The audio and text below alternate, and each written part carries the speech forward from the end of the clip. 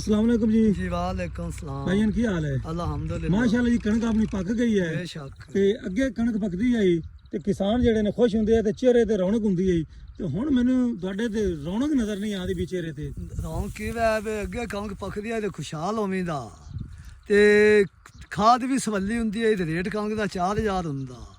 ਐਸੇ ਦੀ ਖਾਦ 4000 4500 ਨੂੰ ਯੂਰੀਆ ਹੋਈ ਤੇ 12 13000 ਨੂੰ ਡੀਆਪੀ ਪਾਈ ਹੈ।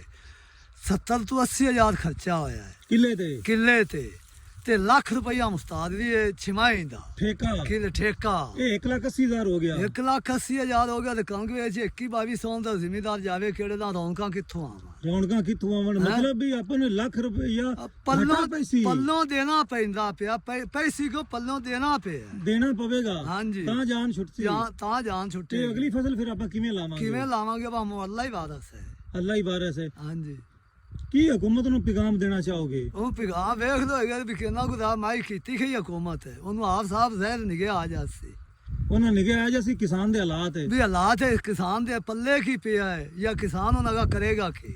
ਇਹ ਹੁਣ ਅਗਲੇ ਸਾਲ ਆਪਾਂ ਕਣਕ ਕਿੰਨੀ ਲਾਵਾਂਗੇ? ਕੋਈ ਨਹੀਂ ਫਿਲਹਾਲ ਤਾਂ ਮੈਂ ਨਾ ਮਰਲਾ ਵੀ ਨਹੀਂ ਲਾਣਾ ਮਰਲਾ ਵੀ ਨਹੀਂ ਲਾਣਾ ਹਾਂ ਕਿਉਂਕਿ ਇਸ ਵਾਰੀ ਘਾਟਾ ਪਿਆ ਤੇ ਅੱਗੇ ਮੁਨਾਫੇ ਵਾਲੀ ਗੱਲ ਕੋਈ ਨਹੀਂ। ਮੁਨਾਫੇ ਆਈ ਅੱਗੇ ਵੀ ਕੋਈ ਐਸੇ ਦੀ ਤਾਂ ਲੱਖ ਜਲ ਤੇ ਕੋਈ ਮਾਲ ਮੰਦੀ ਵੇਚ ਤੇ ਗੈਲ ਛੁੱਟ ਜਾ ਸੀ ਤੇ ਜੇ ਅਗਲੀ ਵਾਰੀ ਘਾਟਾ ਪਿਆ ਤੇ ਕਿਹੜੇ ਪੂਰਾ ਕਰਾਂਗੇ ਕਿੱਥੋਂ ਪੂਰਾ ਕਰਾਂਗੇ?